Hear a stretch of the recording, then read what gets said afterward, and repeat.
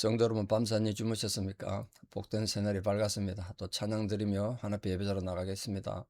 273장, 273장, 예전 찬송 331자입니다. 나 주를 멀리 떠났다. 273장 찬양 드립니다.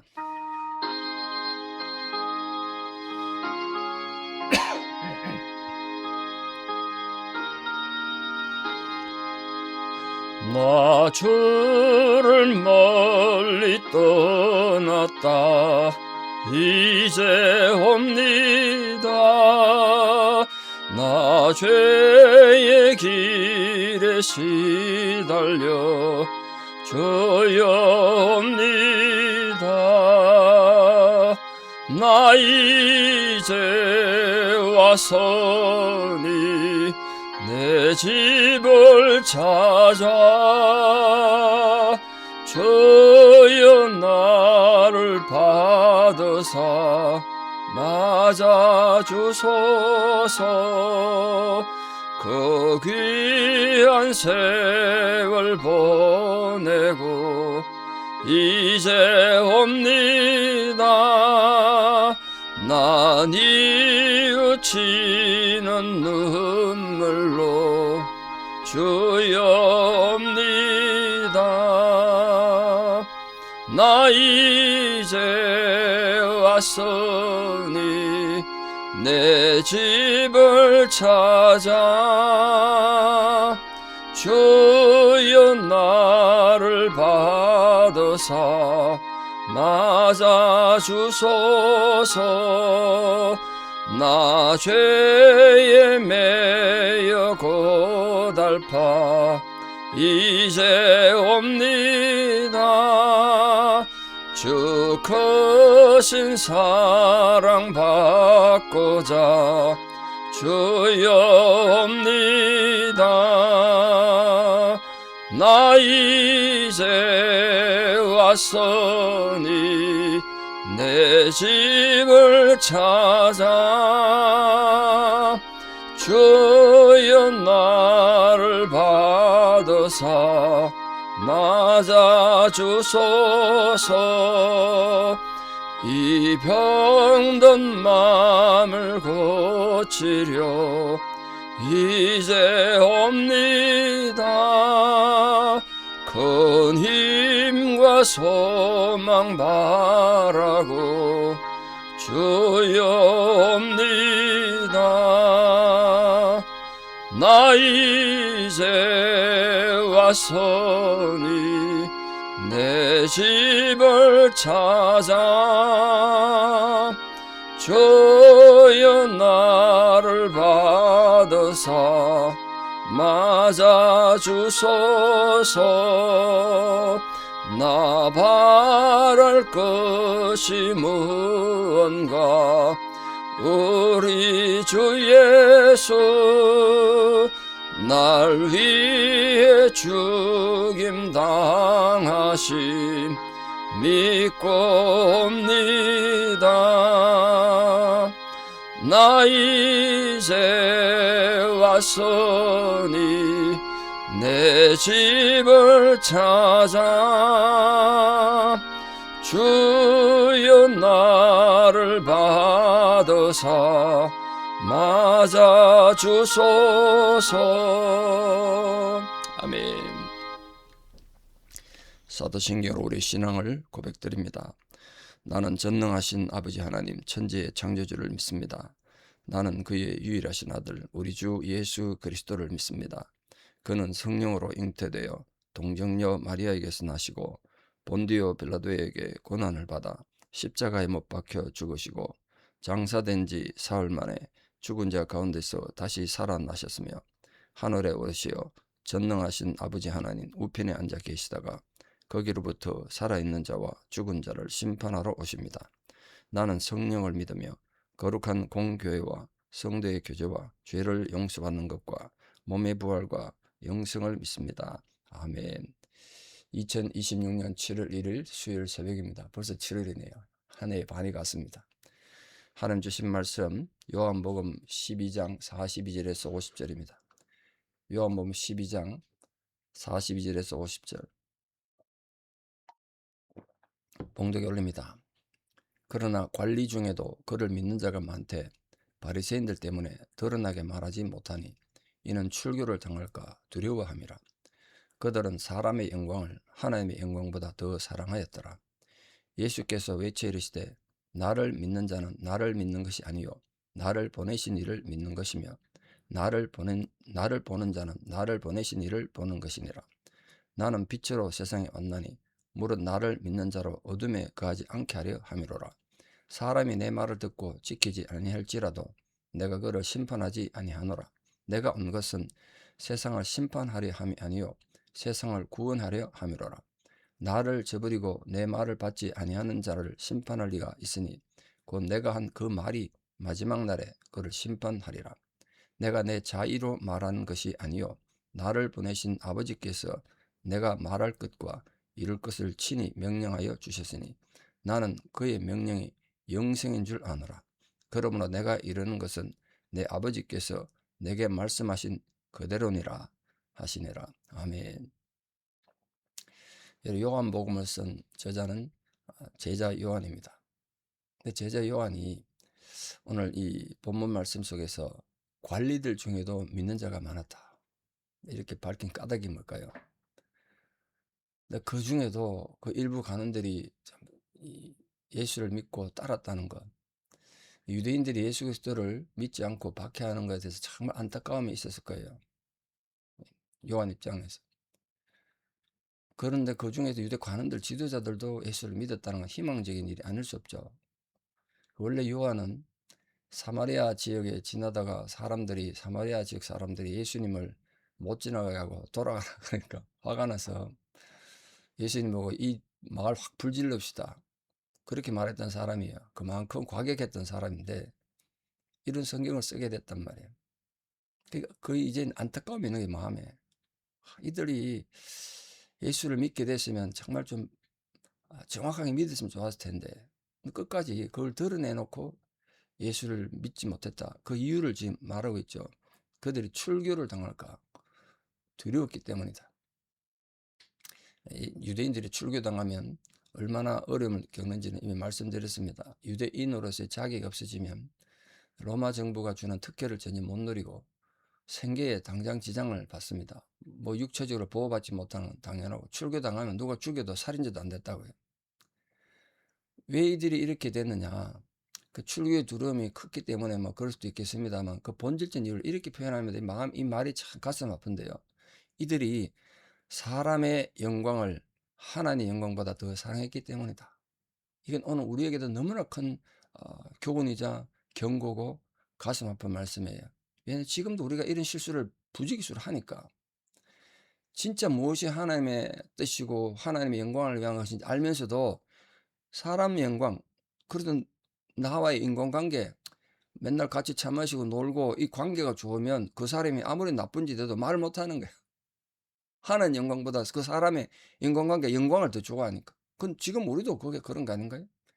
그러니까 여러분, 정말 신앙생활을 바란다는 게 얼마나 어려운 거 보세요. 이 말을 평생 가슴에 좀 잘 새기시면 좋겠습니다. 사람의 영광을 하나님의 영광보다 더 사랑한 자가 되면 안 된다. 그걸 지금 요한이 강조하고 싶었던 거예요. 어떤 상황 속에서도 목에 칼이 들어와 죽을 상황에도 아닌 건 아닌 거고, 진리는 진리고 거짓은 거짓인데, 이 사람이 나와 관계가 좋기 때문에 거짓도 진리가 되고 진리도 거짓이 되는 이런 세상을 우리가 지금도 살고 있잖아요. 요한이 그걸 기록했다는 건 굉장히 중요하죠. 어쩌면 요한복음 전체에서 우리 실제적 삶에 굉장히 도전이 되고 경고가 되고 교훈이 되는 말씀이 바로 이 말씀이 아닌가 싶어요. 사람의 영광을 하나님의 영광보다 더 사랑하는 자, 그건 예수 제자가 아니에요. 신앙이 아니라고요. 그러니까 우리가 껍데기에 속지 않도록, 우리 자신에게 속지 않도록, 바울이 자기 지적인 능력을 갖고 있으면 거기에 한계를 느끼고 절구했다 그랬잖아요. 그걸 초월하셔야 된다. 하여튼 이런 세상을 통해서 우리가 이 세상을 살면서 예수 그리스도를 믿는다는 게 얼마나 어려운가. 참 어렵습니다. 그게 사람의 영광은 바로 눈앞에 있는데 하나님의 영광은 안 보이거든요. 그러니까 자꾸 하나님의 영광을 잊어버리고 그걸 무시하고 사람의 영광을 쫓게 된다고요. 그 사실을, 하나님을 믿고 예수 그리스도를 바로 믿는다는 것이 얼마나 어려운 거 알고 바울이 지난주에 절규했던 것처럼 자기 지적인 한계에 대한 절규, 자기 판단에 대한 한계에 대한 절규, 자기 이성에 대한 그 모든 절규를 통해서 자기 지식에 속아 맞는다고요. 자기 자신에 속아 맞는다고. 그걸 깨닫고 이 사람의 영광을 쫓는 그런 자세에서 그 육신의 욕심을 쫓아서 주님보다 하나님보다 더 무엇을 사랑하거나 또 어떤 압력에 꺾여가지고 그 사람이 우리에게 좀 스트레스 준다고 진리를 부정하는, 그리스도를 부정하는 그런 어리석은 존재가 되면 안 된다는 것이 오늘 이 요한이 이 성경을 기록한 목적입니다.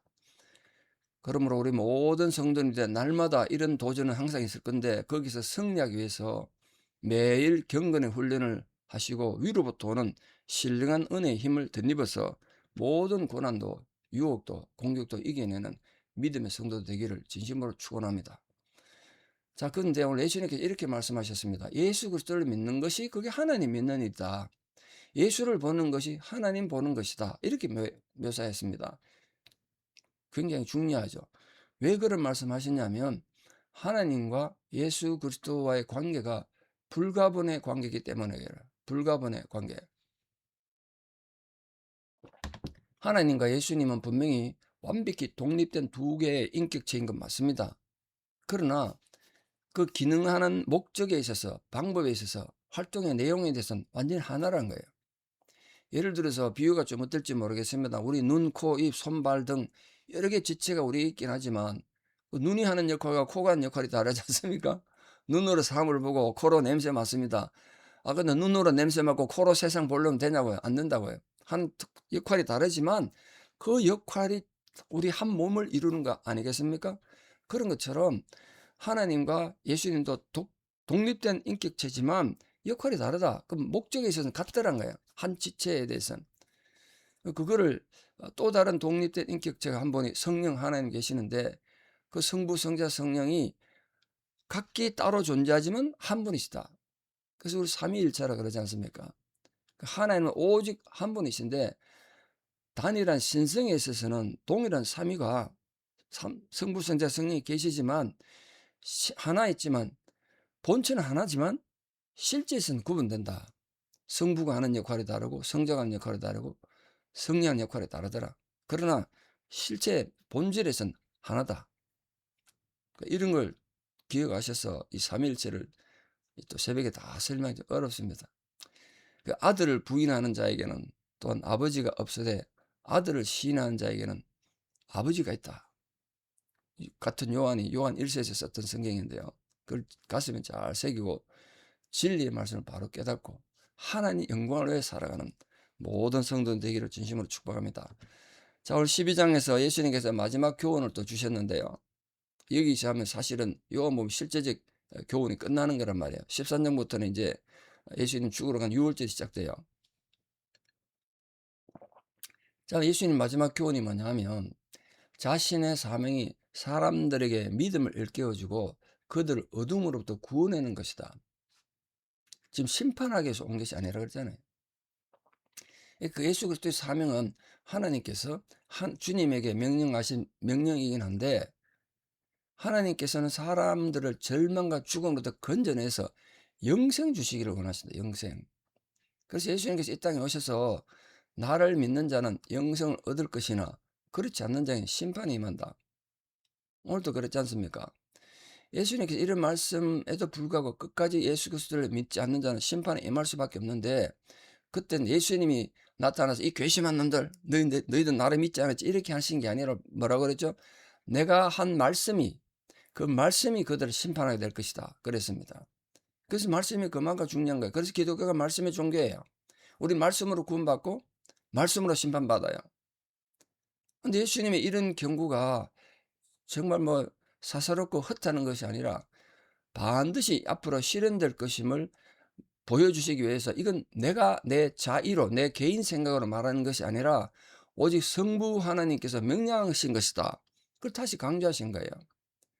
더욱더 예수님께서는 당신께서 소개하시는 성부 하나님 메시지가 모든 죽어버린 영혼들, 그 죽은 영혼들, 영이 죽은 존재들, 원죄를 가진 영혼들을 살리는 능력이 있기 때문에 그 생명 자체다. 그걸 강조하기 위해서 하나님 명령, 그의 명령이고 영생이다. 하나님 명령이 영생이다. 그래 말씀하신 거예요. 이처럼 예수님이 전하시는 메시지에는 분명한 신적 권위가 있는데 그 말씀은 그게 곧 생명의 능력이다. 그렇게 말할 수 있죠. 그게 요한복음 주제 아닙니까? 그러므로 우리는 영적인 기갈에 허덕이는 이 현대 세상 앞에서 우리만 말씀으로 구원받을 뿐 아니라 그 말씀을 공급하고 전해주고 우리 자신의 영적 건강을 위해서도 날마다 말씀을 섭취하고 말씀에 잘 순종함으로써 말씀 따라 사는 말씀의 성도들 다 되시기를 우리 주 예수 그리스도 이름으로 축원합니다. 기도드리겠습니다. 사랑의 하나님, 오늘도 하나님의 말씀으로 우리를 깨우치시고 영생의 말씀으로 함께 하신 은혜를 감사드립니다. 많은 사람들이, 많은 관원들이 예수를 믿어도 출교당할까 두려워서 하나님의 영광은 외면하고 사람의 영광을 추구했다고 서글프게 요한이 성경을 이렇게 기록했습니다. 우리 또한 하나님의 영광보다는 사람의 영광을 추구할 때가 얼마나 많은지 모릅니다. 그런 어리석음과 하나님에 대한 반역에서 돌아서서 아무리 불리한 상황 속에서도 끝까지 진리를 지키는 자가 되게 해주시고 하나님의 영광을 생각하는 자들 되게 하여 주시옵소서. 그래서 오늘 주님께서 심판하러 오신 것이 아니라 우리에게 생명을 주시고 하나님의 명령이 영생이라고 말씀하시며 그 말씀이 우리를 결국은 심판할 거라고 말씀하셨는데 그 말씀의 의도를 잘 깨닫고 말씀을 지팡이 삼아 말씀을 등불 삼아 거룩한 인생을 걸어가는 말씀의 성도들 다 되게 도와주시옵소서. 이제는 우리 주 예수 그리스도의 은혜와 하나님 아버지의 만극하신 사랑과 성령님의 위로교통 역사하심이 오늘도 우리의 빛이 되신 말씀을 잘 깨닫고 그 말씀의 빛 아래 살아가서 믿음으로 승리하기를 결단하는 사랑하는 성도님들의 아름다운 신앙의 고백 위에 원근각지 흩어져 살아가는 우리 사랑하는 모든 자녀들 삶 위에 또 지금도 병상에서 노안으로 고생하시는 성도님들 그 힘들고 어려운 상황 위에 또 지진으로 고통받고 전쟁으로 고통받는 고난받는 민족들과 복음을 들고 만방에 나가 있는 사랑하는 성교사님들 그 모든 삶의 현장 위에 이제부터 영원토록 함께 하시옵기를 간절히 축원하옵나이다. 아멘. 이 하루도 믿음으로 승리하시길 축복합니다. 감사합니다.